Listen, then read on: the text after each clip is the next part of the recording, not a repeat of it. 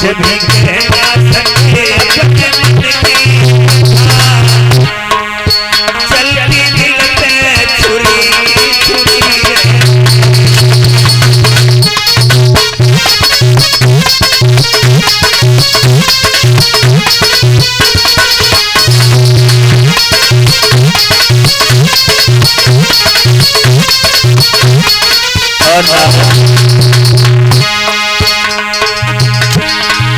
भूले मीरा की धुनी नारायण के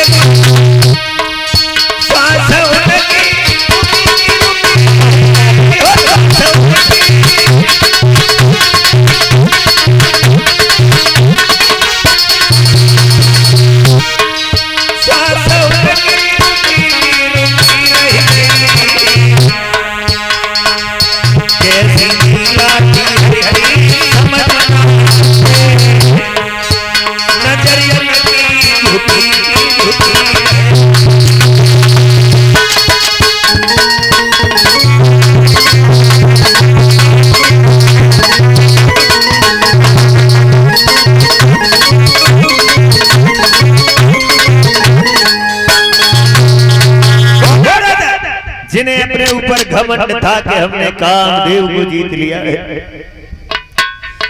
विश्व मोहनी की सुंदरता को देख करके उसके ऊपर दीवाने हो गए। सोचने लगे ऐसा कौन सा समय आए जब ये लड़की दुल्हन बन करके मेरे घर पे आए। अब नारद को न दिन में चैन पड़ रहा है न रात में नींद आ रही है। करें क्या, ये बीमारी ऐसी है। नारद सोच रहे हैं अब दिन में पड़े न चैन और रात को नींद नहीं आती है।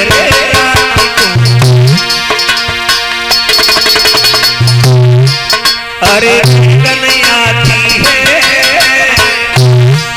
वो देखन नजर पछाड़ी ध्यान में वो लड़की आती।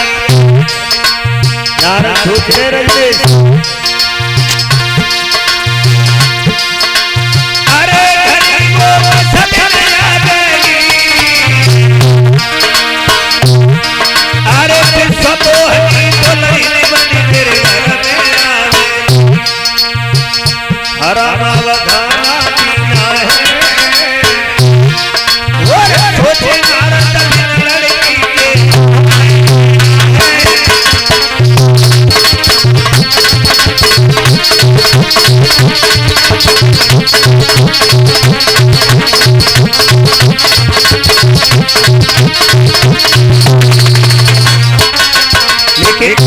एक कवि कहता है इसमें नारद का कोई दोष नहीं। क्या ये प्रेम बुरी के तीर तीर जाए झूठ बती माना। अरे जाए जाती मुझे सबकी बीमारी जाए जाना, हमेशा दिल से उठे वो ठीक करेगा काम चले जो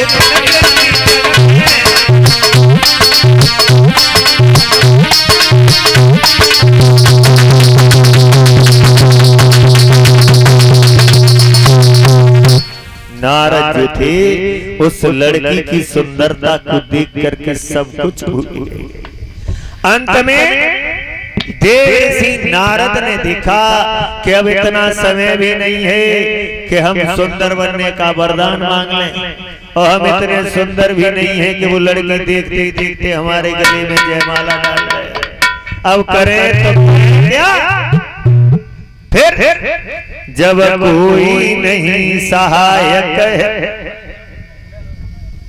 उन देवर्षि ने जान लिया लाचारी और मजबूरी में श्री नारायण का ध्यान किया। वाणी सुन के ऋषि नारद की लीलाधारी जी पधारे। आगे बढ़ के ऋषि नारद ने श्री हरि के चरण पखारे। भगवान नारायण ने पूछा क्यों नारद, क्यों बुलाया? नारद बोले प्रभु हम तो सुबह शाम सोते उठते चलते फिरते आपका ही नाम लेते हैं, आज कुछ ऐसा कर दो जय विधि होए नाथ हित मोरा। आज कुछ ऐसा करो जो हमारे हित में हो। नारायण भगवान बोले बिल्कुल बिल्कुल, क्या चाहिए तुम्हें? नारद बोले प्रभु हमें घर नहीं चाहिए, मकान नहीं चाहिए, दौलत से भरा भंडार नहीं चाहिए, बस हमें तुम सुंदर बना दो, इतना सुंदर बना दो जो कोई भी मेरी ओर देखे बस देखता ही रहेगा। नारायण भगवान बोले बस। तो नारायण भगवान ने देव ऋषि नारद को सुंदर बना, गर्दन से नीचे तो बहुत सुंदर बना दिया, लेकिन चेहरा बंदर का बना दिया। अब नारद को चेहरा तो दिखाई देता नहीं है, शरीर सोच रहे हैं जब हम दरबार में जाएंगे, स्वयंवर में जाएंगे, लड़की हमें देखेगी, भागेगी, लोग उसे पकड़ेंगे, फिर भी नहीं मानेगी, भाग करके मेरे गले में जयमाला डाल देगी। नारद शादी करके धीरे से निकल। अब देव ऋषि नारद चले हैं, मन में भारी मगन भये, और इसे नारद देखे बड़े अगारी, मेरे ऊपर कृपा करी, तुम दीन बंधु दीन हितकारी, मेरे रूप को देख के जो और रे गले जयमाला डाली, एक के लोग तारीफ करें, ऋषि नारद की अति सुंदर नारी। पहुंच गए नारद का जहां निज निज आसन बैठे राजा। नारद भी बैठ गए, कहीं बैठ जाते कहीं खड़े हो जाते कि लोग हमें देखें हम कितने सुंदर लग रहे। शंकर जी के दो गण वहां पे मौजूद थे, दोनों आपस में बातें करने लगे, भैया आज नारद तो बड़ा सुंदर दिखाई दे रहे हैं।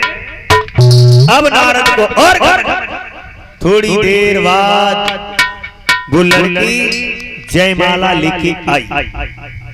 नारद उठ करके खड़े हो गए, गर्दन आगे बढ़ा दी, लेकिन उस लड़की ने एक नजर नारद को देखा, फिर देखा। नारद को ऐसा मालूम पड़ रहा था कि मानो उनका कोई कलेजा निकाले दिया जा रहा हो।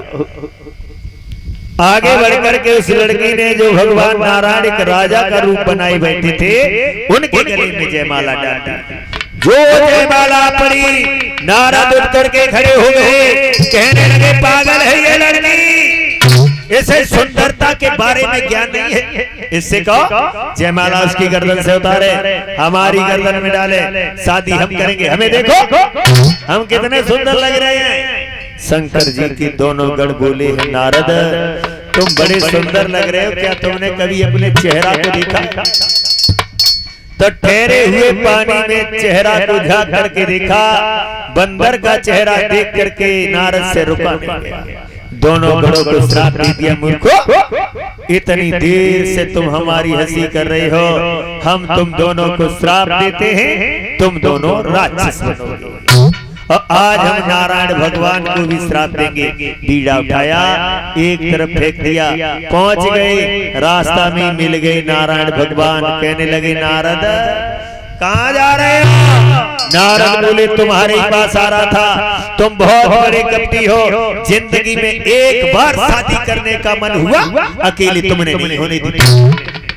देवताओं में राक्षसों में युद्ध करवाया, अकेले तुमने करवाया। समुद्र का मंथन करवाया, अकेले तुमने करवाया। उसमें कौतुक बड़ी निकली, लेकर के तुम भाग गए। अमृत निकला, तुमने देवताओं को मिला दिया, औरत का रूप धर करके तुमने भस्मासुर जैसे राक्षस का वध कर दिया, और जो शराब निकली तुमने राक्षसों को मिला दी। अरे तुमसे कोई कहे तो कहे कैसे क्यों के परम स्वतंत्र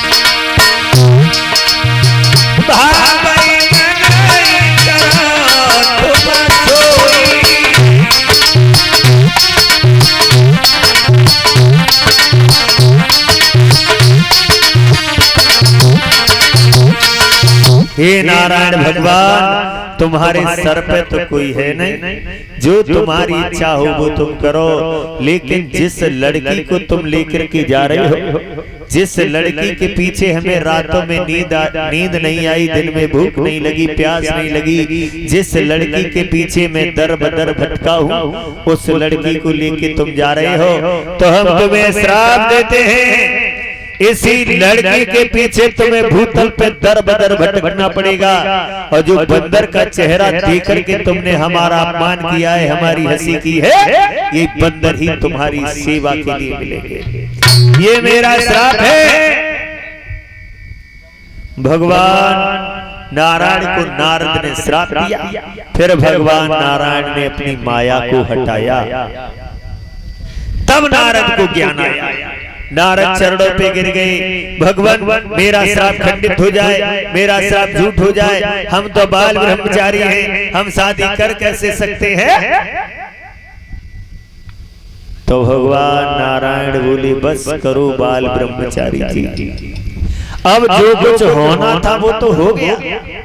अगर तुम्हें अपने ऊपर अब भी पश्चाताप है तो तुम जाओ, जपो जाए शंकर सतनामा और होइए हृदय तुरंत विश्राम।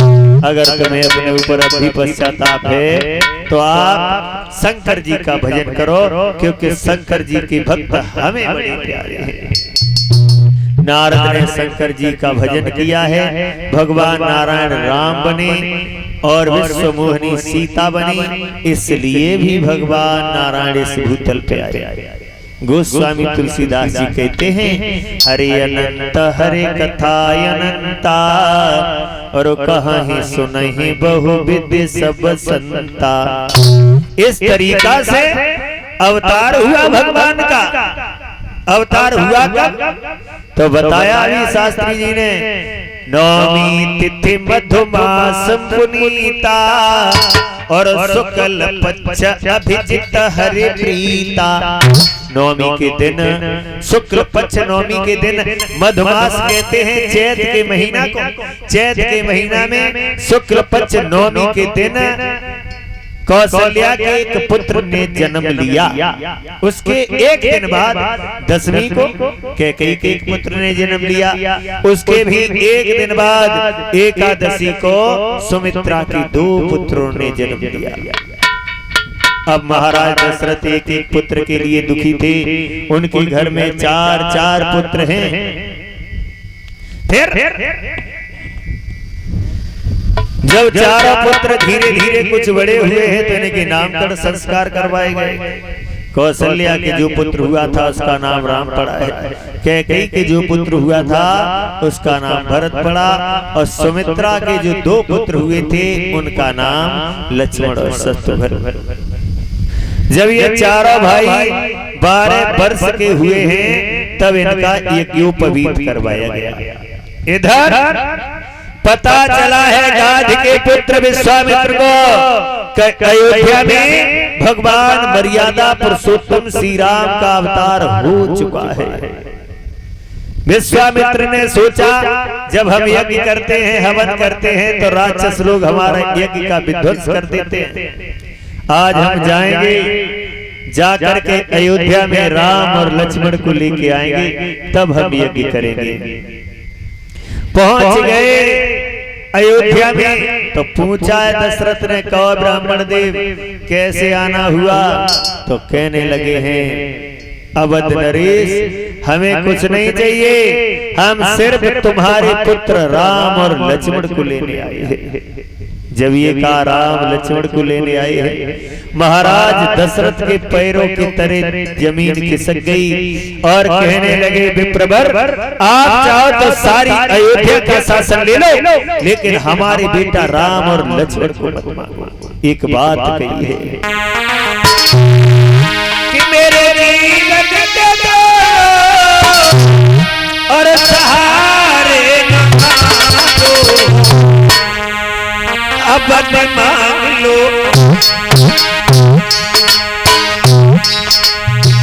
अब मांग लो, राम प्यारे मांगो, अब